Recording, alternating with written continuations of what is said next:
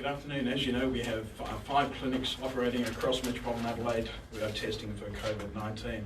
Up until the end of today, 600 South Australians have been tested at these clinics. We now have our first positive tests back from those clinics. I'll ask Associate Professor Spurrier to give us an update. Thank you. So just to let people know that we do have 2 new cases of COVID-19 in South Australia. And there is a gentleman in his 60s and a gentleman in his 70s who has tested positive. They had presented to the Royal Adelaide Clinic, the COVID-19 clinic, and had the tests taken yesterday, and we had the result very promptly back to us, and I was informed about this earlier this afternoon. Both people are in a stable condition but are being taken to one of our metropolitan hospitals for an assessment and for isolation. And I don't have very much more detail at this stage. Can you tell us what hospitals? So it's likely to be the Royal Adelaide Hospital because we are trying to keep our facilities specific for COVID-19 and those arrangements are being made at this present time. Did you say that both of them presented pre-existing conditions? Sorry, could I just have one question? Did you say that both of the men presented to the RA clinic yesterday? Yes, so my information is that they both presented because they'd had overseas travel and that they had symptoms consistent with COVID-19. The test was taken at that clinic and we had the result back very promptly within 24 hours. Where'd they been? So one of the gentlemen has travelled to Southeast Asia. I don't have the details of the dates or the plane at this time, but we'll be sharing that with the public as soon as we have that available. The other gentleman had travelled to Austria and to Italy and then back to Australia. And again, once I have the details of the flights, these will be shared with the public. When did they come back to, sorry Arvi, when did they come back to South Australia, Dr. Spurrier? So I don't have those details yet. We're following our standard public health protocol. And both of these people have very recently been interviewed and my team are piecing those details together.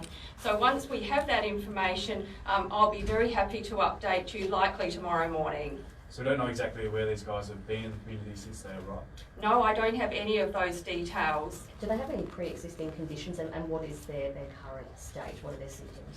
I don't have those details. Hopefully both are healthy, but all I have at the moment are their ages and that we know that they're positive and they're likely to both be admitted to the Royal Adelaide. What are the exact ages of them? Sorry, you said 60s and 70s. What are their exact ages? So what we're trying to do by just giving you an approximate age is just trying to maintain privacy for the patients that we are admitting.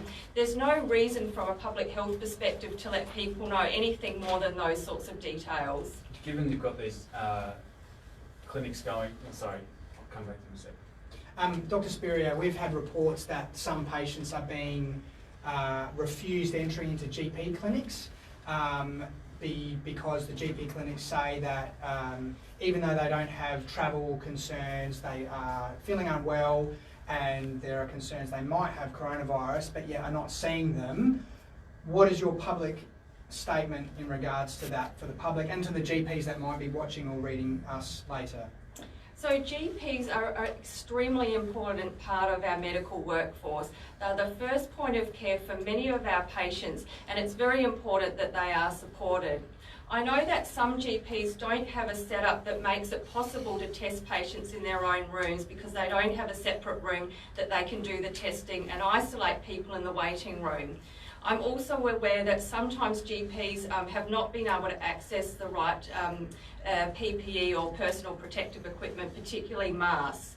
Now, I'm very pleased that the Commonwealth has announced this morning, I believe, that they will be funding some very special GP-run clinics across all of Australia, and we're very much looking forward to having this sort of facilities and support in South Australia. Where exactly in Southeast Asia had that man travelled?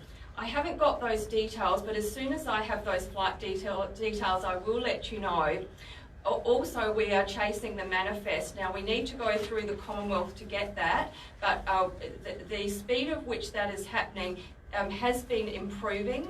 Of course, it's very important for us to have the manifest because we're particularly interested in contacting people that sat 2 rows ahead and 2 rows behind and to either side of these people, because those are the people that we consider a close contact. So it's important for us to get the manifest, but we will be letting you know publicly when I have the flight details. Is there any suggestion that they call it domestic flights, or is it all both international flights? I'm sorry, I don't have that at this time. Why is it taking so long to get the manifest? Is that something that disappoints you as our Chief Public Health Officer?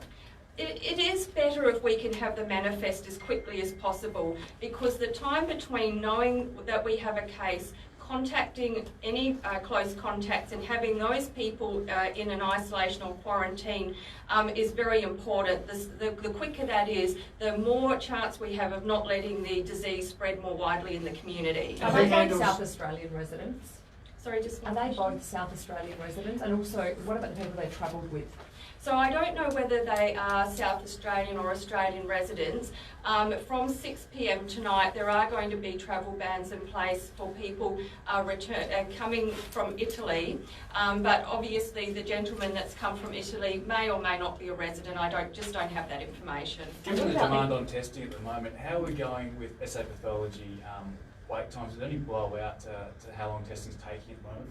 Look, I think the fact that we've managed to get the test done and turned around in 24 hours, and that includes not only having the test taken, getting it to the lab, and then having it processed, and the result not only being done but coming back to me, is testament that we really do have a very good system in place in South Australia. Can you just confirm the 4 existing cases? Are those people still in hospital?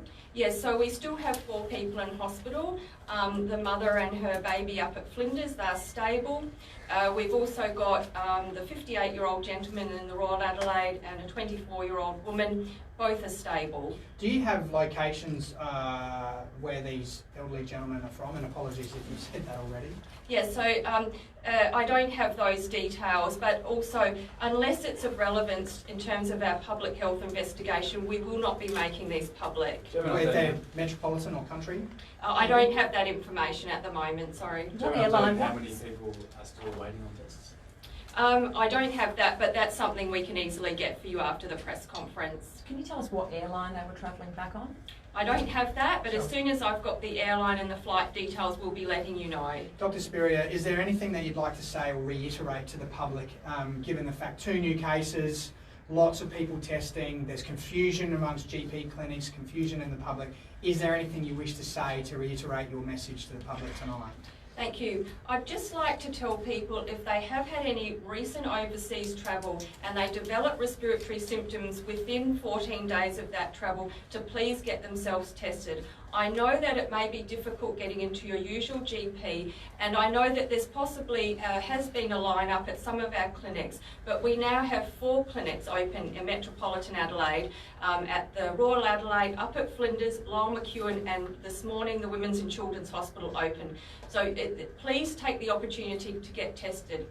If you do develop symptoms, try and stay away from other people until you can get the test done. Stay isolated, get the test done, and please stay isolated until the result comes back. Are these, sorry, just to confirm, these are the first cases confirmed at the testing clinics? Yes, so these are the first 2 that we've had tested. So there's an awful lot of people having been tested. We've had, I think, 600 people through since they have first opened up.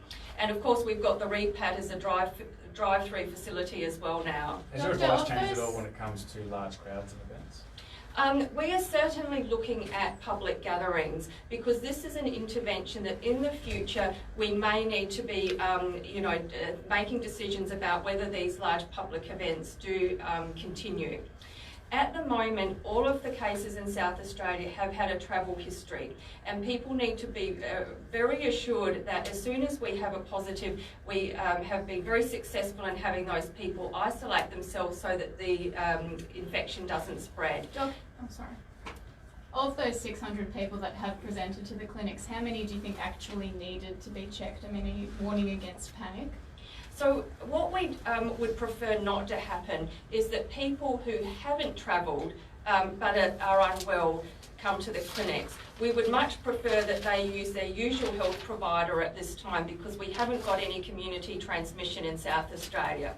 Also, there's many people that are becoming worried about this and want some more information. There is a national hotline, and so if people are just worried, they might be worried about a member of their family, please ring this national hotline to get advice rather than coming into the clinic. Is that 600 at the RA or 600 cases at Right right across, across? yes. And when you mentioned they were going to be transferred to a Metropolitan Hospital, aren't they at the RA now? What are they? So I've been given this information very recently.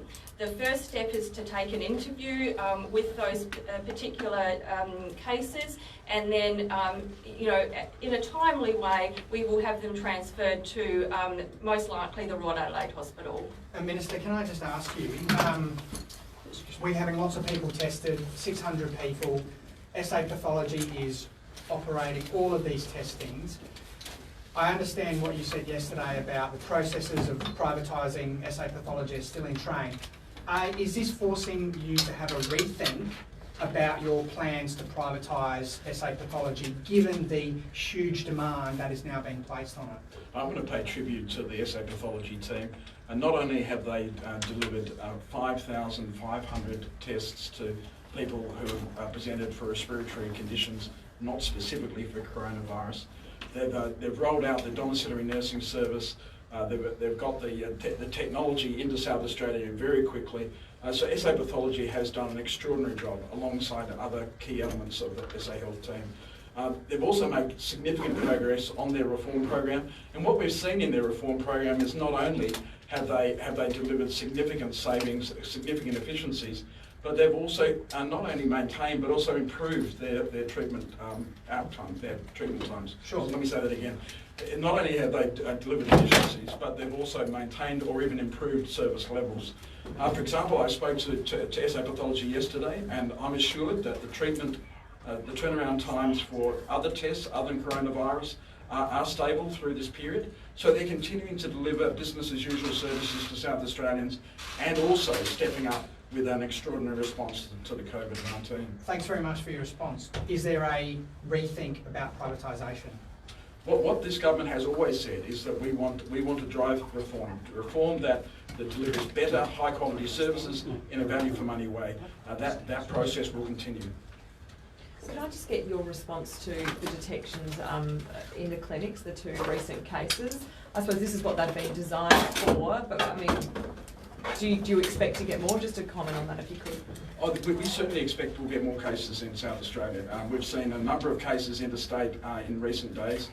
We enjoyed a 5-day hiatus between confirmed cases, but we should be in no doubt. We will have more cases in South Australia. Our challenge is to contain. We've got a highly qualified public health team which has done an extraordinary job and a tireless effort to keep South Australians safe. I'd urge South Australians to take the advice of Associate Professor Spurrier in relation to the 600 tests. People are triaged when they arrive, so if they are found not to have criteria that would indicate they need to have tests, they may well be asked to go elsewhere. We need to make sure that we target our resources on those that are seen at significant risk. Thank you.